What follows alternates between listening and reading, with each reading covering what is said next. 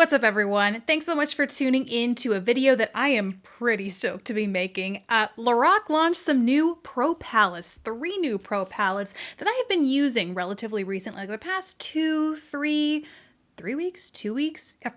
What is time anymore anyway? Recently, I have been using these in tutorials that you will have seen in little short makeup tutorials here on the channel, and I've gotten some questions from you guys about what are my thoughts on them, will I be reviewing them, and yeah, yes, absolutely, because they are, spoiler alert, phenomenal. So let's go ahead and talk all about them. So let's start off talking with the palettes that contain entirely, totally new shades from Lorac. The first one is Noir, and you could probably guess this from the name, but it contains cool-toned, sultry, smoky shades. The top row, 6 shades, are entirely matte, and then the remaining 2 rows, or 12 shades, is a spectrum of satins, like highly shimmery satins, and somewhat glittery shades in here. It seems like there are 2 different formulas working in here. One is more intensely satin, like the classic high shine satin shades that Lorac I felt like was really known for in their original Pro palettes. And then there's another sort of texture in here that is a little bit more glittery. The glitter is a little bit chunkier. You can layer it up. You can see in the swatches and in the way I use this on my eyes, you can really layer it up to get a more opaque finish. But unlike the satin shades, whenever it is a little bit less layered, it just looks a little bit more sparkly, glittery, as opposed to satin. I personally don't mind it, and there aren't too many of those shades in here. Like this frosty white on the end is one. This, you can see it in the pan, I feel like, up close. They just look like a chunkier sort of texture in there. This bronze right here is one. And this soft or like light taupe down here is another one. The rest of them are really that classic Lorac satin finish. Then the other palette is the Soleil palette, and it's a nice warm complement to the Noir palette. But something I find really interesting about the Soleil palette is it has way more mattes. It is basically a half and half matte and shimmer palette, whereas there were only 6 mattes in the Noir palette. The Soleil has 9 and 9 shimmers over here, and they have it arranged as such, where it's entirely matte on this one side and entirely shimmery on the other side. So if you are a matte fan, specifically a warm matte fan, this could be a good fit for you. And then again, on the shimmer side, we have a mixture of the high shine satin shades, I'll say that 5 times fast, whew, along with the chunkier shimmer shades. There are like 3 of those chunky shimmer shades on this side as well, one of which is actually kind of a duochrome. It's a pink. There are a couple of pinky berry leaning tones in here that makes it, you know, really stand out, especially from the Noir palette. But this one over here in particular is like a pink with sort of a gold shift to it. It's really, really pretty.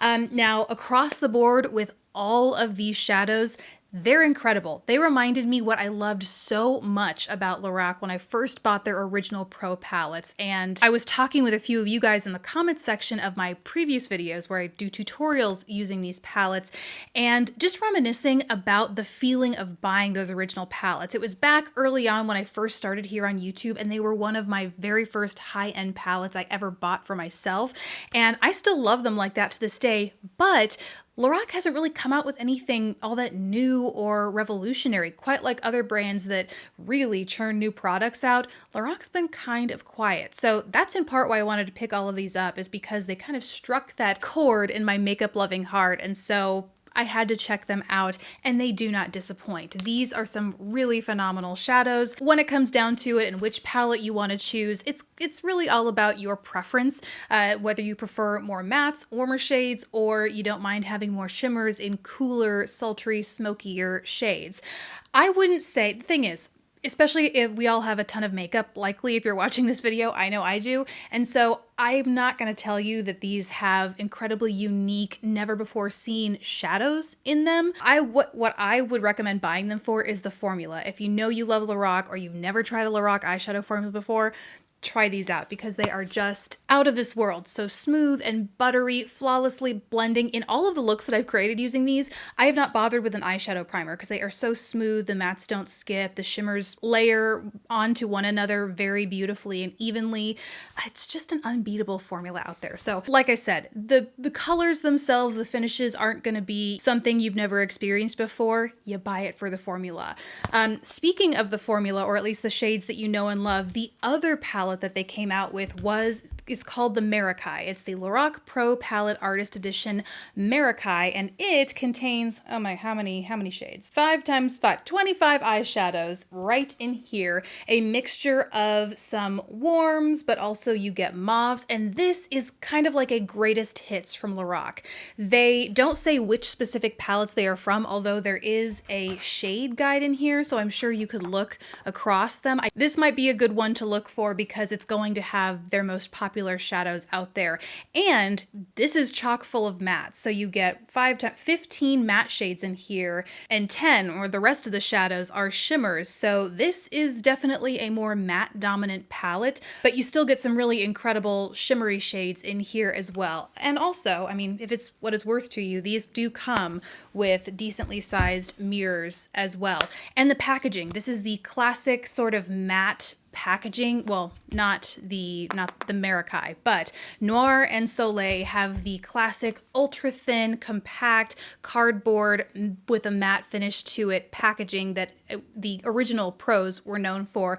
And I personally really love. Yes, they do tend to collect fingerprints and makeup prints pretty easily on them, but I just love a palette that is so thin and travel friendly or storage friendly. I've always just really liked this packaging, even if it does get a little dirty. Okay, I feel like this video's gotten a little bit rambly, but long story short, these palettes are awesome. Don't buy them for new and interesting, unique shades and finishes. Buy them for the formula if you love the Lorac formula and you need a refresh in your collection. If you've never tried the formula and just really want to, I think these are a great way to introduce yourself to the Lorac eyeshadow collection.